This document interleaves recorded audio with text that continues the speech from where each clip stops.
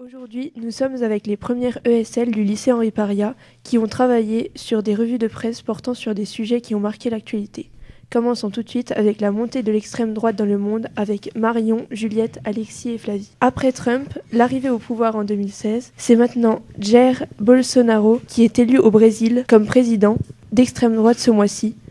Pourquoi cette montée de la droite au Brésil ? Eh bien, aujourd'hui au Brésil, 55,1% des gens préfèrent avoir un président d'extrême droite, car ceux-ci sont forcément synonymes de force et de promesses de sécurité. Pourtant, d'après la Tribune, les Brésiliens considèrent à 69% la démocratie comme le meilleur des régimes. Mais qui est Bolsonaro ? C'est un homme politique d'extrême droite du Parti social-libéral. C'est un ancien militaire. Il prône clairement dans ses discours que la dictature, la torture et le meurtre sont souvent les meilleures solutions, toujours d'après la Tribune. Sa campagne a été financée par des gros patrons et se base, comme celle de Trump, sur des infos relayées par les réseaux sociaux, dit-elle encore. Pourtant, une dictature militaire au Brésil, il y en a déjà eu et la population est prévenue des risques, non ? Bien sûr, mais un président avec de l'autorité, qui promet la sécurité, qui veut restaurer un pouvoir fort et la grandeur supposée du pays, il invoque même les valeurs religieuses, signale l'échec. Donc cette perspective de nouvelle grandeur allège tout le monde. Le fait est que cette soif ne touche pas que les Brésiliens.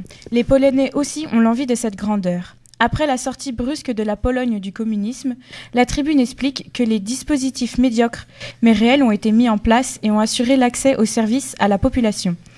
Ce n'est pas ça qui pose réellement problème, mais la séparation des pouvoirs. Le gouvernement hypernationaliste arrive presque à contourner la justice. L'Allemagne aussi suit ce mouvement. Ça n'est pas le chômage ici qui fait monter l'extrême droite, contrairement au Brésil, mais plutôt une lassitude et un sentiment de perte de sens dans la gauche politique. En France, c'est plutôt une gauche qui se liquéfie, d'après la Tribune. Les idées de gauche sont toujours présentes, mais l'inefficacité des partis de gauche lasse les électeurs et des idées extrémistes arrivent à se frayer un chemin à travers un système pourtant plutôt socialiste dans son organisation avec les questions de la santé et de l'éducation. Et l'Europe, dans tout ça, elle réagit de quelle manière ? Même l'Europe commence à se constituer d'alliances entre différents partis de droite. Marine Le Pen s'est rendue le 8 octobre à Rome pour rencontrer son allié italien Matteo Salvini, dit la Croix. Ces copinages ne sont pas toujours, d'après elle, à ne pas prendre au sérieux. L'histoire de cette rencontre est plus pour se montrer aux côtés d'autres et de signaler son existence à l'Europe. Surtout que beaucoup de partis d'extrême droite européens ne veulent pas se montrer aux côtés du FN. Malgré le lancement de leur campagne pour les élections européennes de mai 2019, le RN, anciennement FN, et l'extrême droite italienne paraissent ridicules et se sentent laissés de côté pour l'Europe. Ce qui est donc le plus à craindre, c'est que l'extrême droite monte de façon individuelle dans l'Europe et dans le monde, mais pas qu'une alliance se crée entre elles. Exactement, car aucun parti ne veut vraiment s'afficher avec d'autres. L'opinion publique étant essentielle. De plus, un pays qui se remet tout seul d'une crise et retrouve une puissance seule, c'est bien plus. Extrémistes toujours, cette fois-ci en France avec les vandalisations de boucheries par les antispécistes. Dans le mois d'octobre de cette année, plusieurs boucheries ont été vandalisées par des antispécistes. Les antispécistes sont des personnes opposées à toute hiérarchie entre les espèces. Elles mettent tous les animaux sur un pied d'égalité avec les humains en refusant toute exploitation animale, ce qui n'est pas du goût de tout le monde. Ainsi, pour Yannick Jadot, interviewé le 12 octobre 2018 par Libération, ces casseurs mettant en place des actions violentes pour lutter contre la consommation de viande sont essentiellement des crétins et il les condamne sans ambiguïté. L'écologiste, malgré le fait qu'il soutienne la cause animale, affirme qu'il ne cautionne pas une seconde ces actions. Même opinion pour le boucher André Maximov, déclarant le 10 octobre 2018 à Ouest France qu'il est inadmissible de s'attaquer à des petits artisans. Selon lui, les militants se sont complètement trompés de cible. Il suggère donc un dialogue pour régler les conflits au lieu de vandaliser des boucheries innocentes. Le boucher, qui est très attentif quant à la provenance de sa viande, souligne que si toute cette violence a eu lieu, c'est parce que les éleveurs ont parfois fait n'importe quoi avec l'élevage. Cependant, c'est un tout autre avis de nous fait part Solveig Galloin le 6 octobre 2018 dans Le Figaro. Cette comédienne, ancienne fémène et porte-parole de l'association antispéciste Boucherie Abolition, considère l'abattage des animaux comme un holocauste des animaux ou encore comme un génocide et fait appel à la résistance. Pour cette militante extrémiste revendiquant l'action directe et le rapport de force, il faut agir avec brutalité pour faire bouger les choses. On peut donc voir que de nouveaux problèmes éthiques voient le jour et malgré les violences des antispécistes, leurs revendications amènent à une vraie réflexion sur le sort des animaux. Merci à Andrea Lou et Louane. Projet de la loi de bioéthique à présent. Pour commencer, qu'est-ce que la bioéthique ? D'après la définition donnée par Google, il s'agit d'une étude de problèmes moraux que soulève la recherche et les techniques biologiques et éthiques. Ainsi, nous pourrons parler du suicide assisté, de la PMA et de la GPA en France. D'après le Figaro, la comité d'éthique, donnant des avis sur les problèmes d'éthique, s'oppose actuellement à la GPA et au risque de la marchandisation du corps de la femme. Encore d'après ce dernier, Emmanuel Macron tiendra sa promesse d'élargir la PMA, comme le dit le porte-parole du gouvernement, Benjamin Griveaux. En parlant de la PMA, continuons sur ce sujet. La procréation médicalement assistée en France n'autorise toujours pas les couples lesbiens et les femmes célibataires à y avoir recours. Cependant, selon Le Monde, tous les feux sont au vert pour l'ouverture de la PMA aux femmes dans cette situation. Nous irons jusqu'au bout, a prévenu le secrétaire d'État au numérique. Enfin, le suicide assisté fait encore grand débat en France. En effet, d'après le Figaro, le Conseil d'État dit non au suicide assisté et à l'euthanasie. Une loi sur l'euthanasie risquerait en outre d'avoir un impact symbolique particulièrement négatif pour les personnes les plus vulnérables, déclare ce même conseil. Même si en France, la mort est encadrée principalement par deux lois, la loi de 2002 sur les droits des malades et la loi Leonetti du 22 avril 2005 relative aux droits des patients en fin de vie, aucune loi n'est encore présente pour mettre à exécution le désir de fin de vie des patients souffrants. D'après le Figaro, ce serait près de 80% des Français qui seraient pour l'euthanasie et le suicide assisté. En bref, des chiffres qui font polémique et qui sont très intéressants. Nous allons maintenant laisser la parole à Laurine et Nina qui vont nous parler de la bioéthique également. 2018 a vu se dérouler les états généraux de la bioéthique. Cela a relancé début septembre le débat, comme le souligne La Croix le 24 octobre 2017. Frédéric Worms, philosophe, résume assez bien la question dans une interview pour le quotidien La Vie le 31 mai 2018. Il dit en effet que les avancées scientifiques, qui se veulent bonnes a priori, peuvent rencontrer des problèmes moraux spécifiques. Comme il le rappelle ensuite, la bioéthique concerne des domaines aussi variés que le don d'organes, l'assistance médicale à la procréation et le diagnostic prénatal. Bien sûr, cela soulève des critiques d'ordre économico-social et d'ordre théologico-métaphysique. Emmanuel Hirsch a également conscience de la sensibilité du sujet. Ce professeur d'éthique médicale écrit pour Le Figaro, le 3 septembre dernier, qu'il faut recommander la prudence en matière de bioéthique. Selon lui, il ne s'agit pas moins que de se concerter sur les valeurs et les choix qui conditionneront notre devenir. Plus concrètement, le numéro de La Croix du 24 octobre 2017 aborde la question de la fin de vie. Si l'on interroge les Français, ils sont majoritairement favorables à ce que la loi évolue.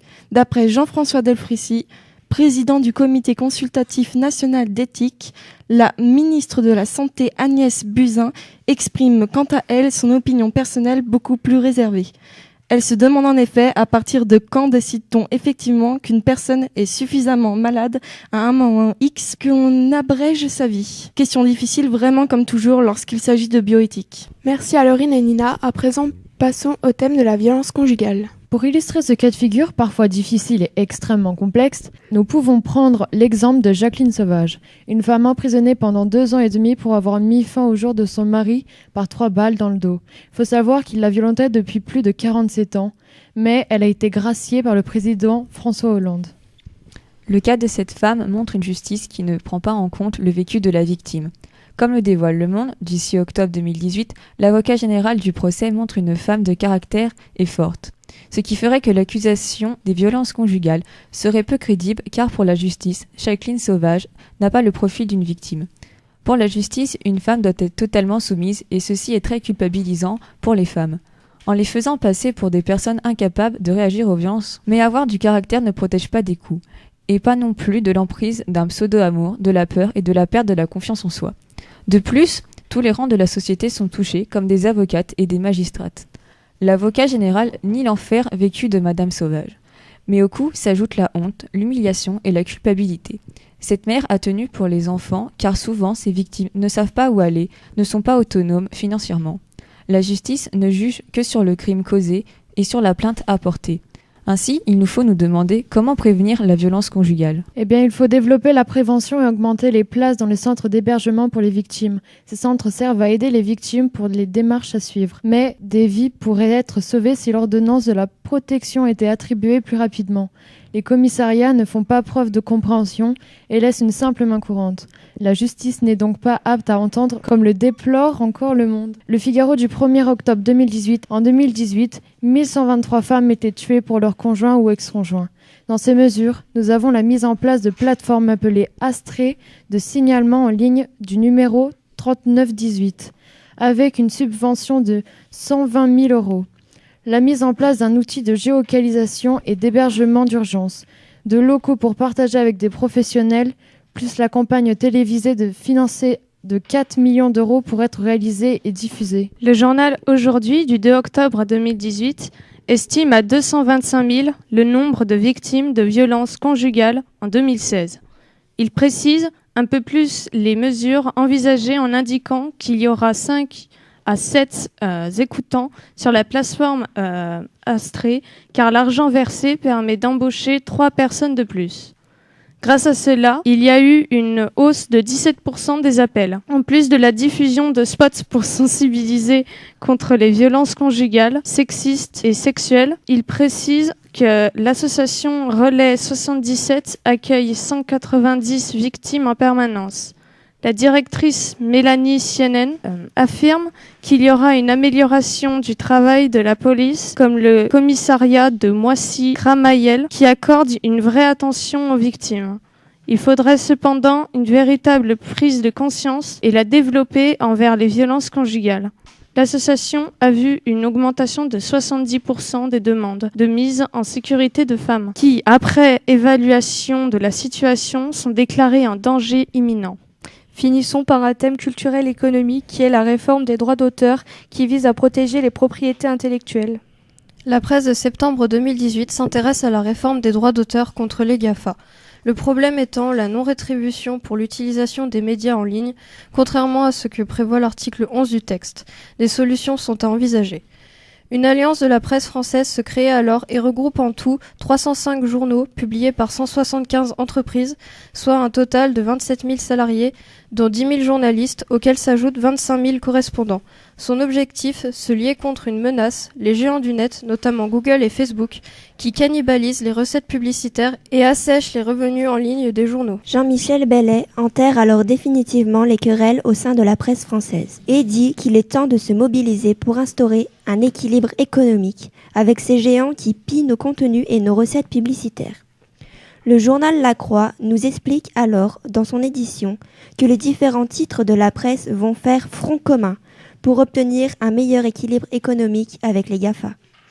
L'information est un bien commun, un bel outil, et comme l'Alliance, il est important de rester unis pour protéger cela avec plus d'efficacité. Merci à la classe de première ESL pour leur présentation.